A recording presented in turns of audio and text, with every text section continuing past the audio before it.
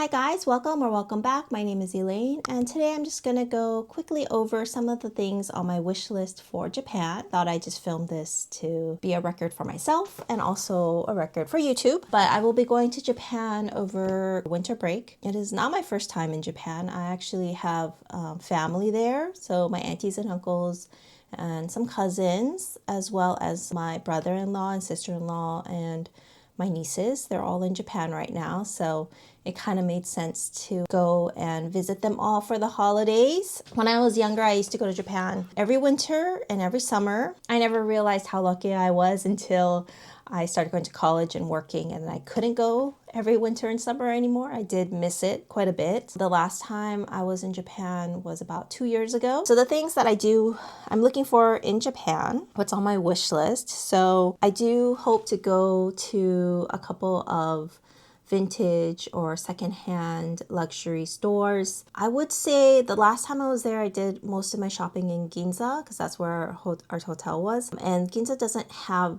the best pricing.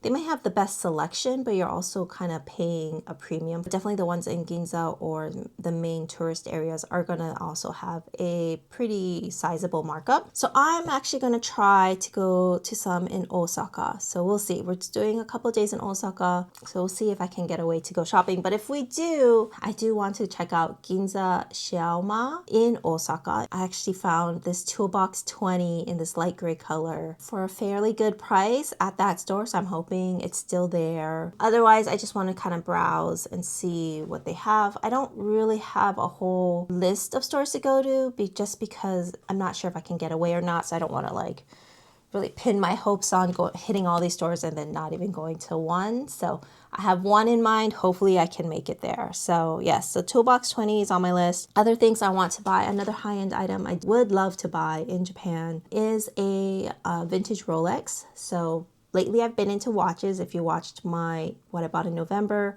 I did buy my first automatic watch from Longines. That was also actually from Japan, from Brand Deer, and I got it for a pretty good price. But I feel like if you're going to get a watch, the watch to get be a Rolex.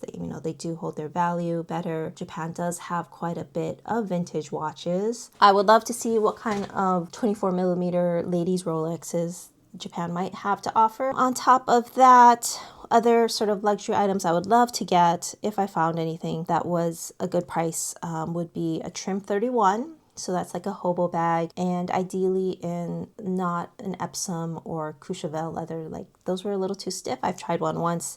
I didn't really like it. Maybe Clement. Of course, Kelly 25 is my holy grail. Will always be on the list, though I'm not really expecting to buy a Kelly 25 in Japan. Even there, it's gonna be expensive. Other things I would love to get include, now we're going to from high end to fairly low end. So this is actually pretty high up on my wish list here. So this is a calendar. I don't know the name of the artist, but I think you can find it at most, stationery stores, maybe Itoya or like the bigger stationery stores. By the time I go at the end and around December, they're gonna have a ton of calendars for sale. So 2 years ago when I went to Japan, it was around November, December again, and I got the 2024 version of this calendar.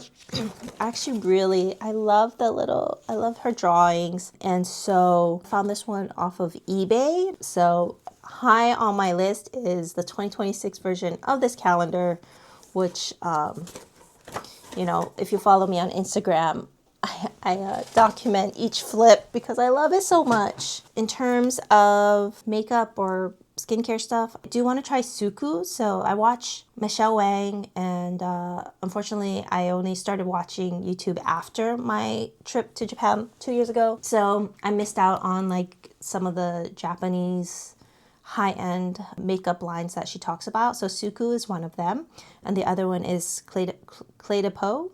Yeah, so Clé de Peau you technically can find in the US. It is just more expensive, but I do want to see if I can get it for a better price in Japan. So Suku, I'm looking at possibly the foundation, gel eyeliner, and then from Clé de Peau, hoping to get an eyebrow pencil. Otherwise, I do need to restock on my Shu Uemura eyebrow pencils. I love those.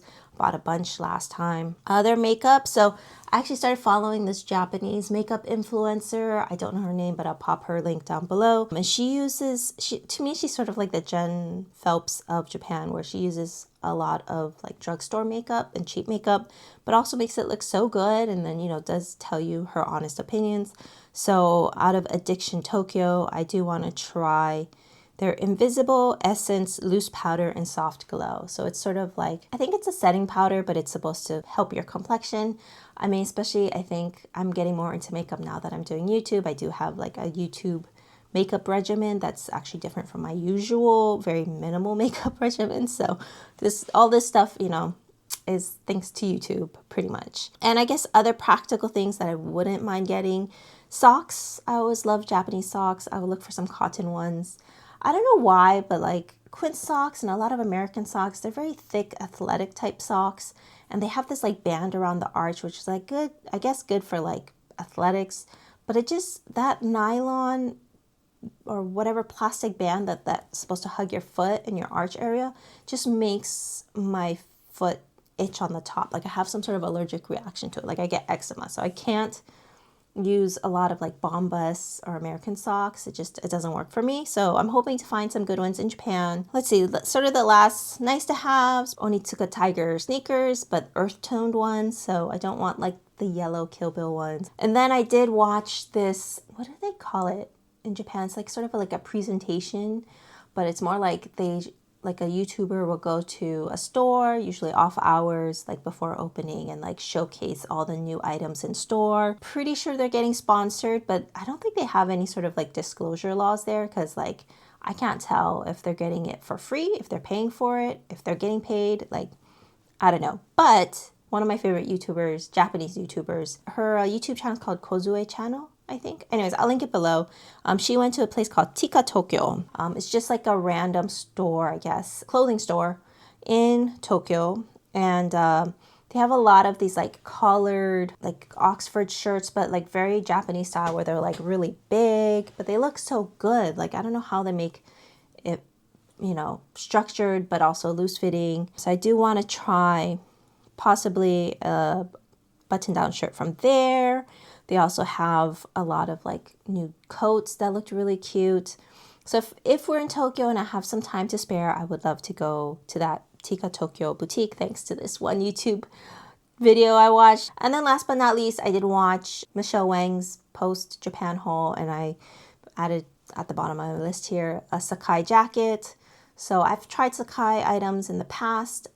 From the RealReal, actually. They actually go for a pretty good price on the RealReal. So if you're really interested and you don't want to pay retail prices, because they are pretty expensive, definitely check out the RealReal. There was a jacket that was like a double layered thing that looked really cute. Like it looked like sort of like a trench looking thing. Anyways, I love Sakai jackets. I do think they always run a little big though. So I don't know. I mean, it looked big on her. And I think we're about the same height. So it probably looked big on me. Anyways, but if I'm around, I find a place that has Sakai, I'll definitely check it out. And I guess that's it. I mean, what do you think about my list? I know it's kind of a lot, but this is also sort of like a general wish list. I kind of meshed my Hermes wish list along with my Japan wish list. So anyways, I'm putting that out there, and we'll see what the universe brings. Maybe some of it, maybe none of it. I, of course, will be doing a post-Japan haul. I actually, because, honestly, I like watching post-Japan hauls from other YouTubers as well. It's just, like, interesting to see what you can get, or what they bought from Japan. Like, Japan, to me, is a place of, like, infinite retail possibilities. So, what did you get on your trip there, right? So, anyways, thank you guys so much for watching. I hope you found this video enjoyable. Hopefully my haul video will be pretty much right after this, so please stay tuned for that. If you'd like to make sure you catch it, you can always subscribe. If you could like this video, I would appreciate your support. And I hope to see you guys in the next one. Bye!